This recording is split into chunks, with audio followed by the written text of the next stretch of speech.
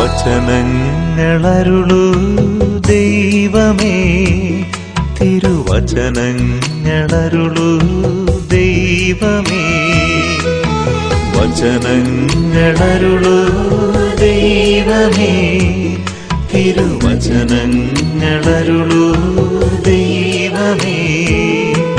Price the lord. Hallelujah.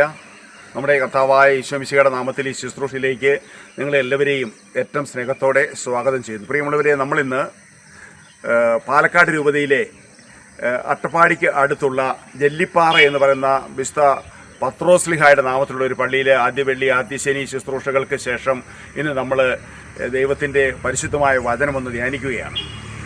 അതായത് ശരിക്കും പറഞ്ഞാൽ യുവതികളും യുവാക്കളും എങ്ങനെ പരിശുദ്ധമായി അവരുടെ ജീവിതം മുന്നോട്ട് കൊണ്ടുപോകണമെന്ന് അതിശക്തമായൊരു വചനം നമ്മുടെ വിശുദ്ധ ലിഖിതത്തിൽ പറയുന്നുണ്ട്. 119 സങ്കീർത്തനം അതിൻ്റെ 9 വചനം.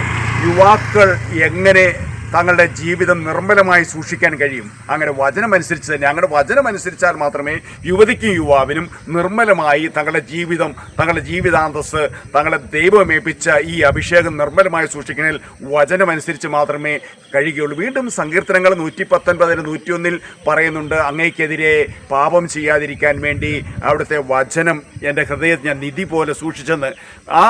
ഈ വചനത്തിൻ്റെ ഒരു അഭിഷേകം എൻ്റെ ജീവിത വഴികളെ പ്രകാശിപ്പിച്ചാൽ മാത്രമേ എനിക്ക് ഈ കൃപ കൊണ്ട് നിലനിൽക്കാൻ കഴിയുള്ളൂ. ഏറ്റവും വലിയ പ്രശ്നം എന്ന് പറയുന്നത് ഈ അഭിഷേകം പടിയിറങ്ങി നമുക്ക് അത് നമ്മുടെ ജീവിതത്തിൽ പ്രായോഗിക ജീവിതത്തിൽ, നമ്മുടെ ദൈനംദിന ജീവിതത്തിൽ, നമ്മുടെ ജീവിതാന്തസ്സിൽ, നമ്മുടെ തൊഴിൽ മേഖലയൊക്കെ ഈ വചനം നമ്മുടെ ജീവിത വഴികളിൽ നിന്ന് അപ്രത്യക്ഷമായതാണ് ഇതിന് കാരണം. റോമർ ലേഖനം 12 അധ്യായത്തിൽ 1 വചനം പറയുകയാണ്, നമ്മൾ ദൈവത്തിൻ്റെ പരിശുദ്ധിയിൽ നിലനിൽക്കണമെങ്കിൽ, ഈ അഭിഷേകം നിലനിൽക്കണമെങ്കിൽ നമ്മുടെ ശരീരത്തെ നിർമ്മലവും സ്വീകാര്യവും ദൈവത്തിന് മുമ്പിൽ പരിശുദ്ധമായ സജീവ ബലിയായി സമർപ്പിക്കണമെന്ന്. അങ്ങനെ സജീവ ബലിയായി സമർപ്പിച്ച് കഴിയുമ്പോഴാണ് ഈ ഒരു അഭിഷേകം എന്നിൽ നിലനിൽക്കുന്നത്.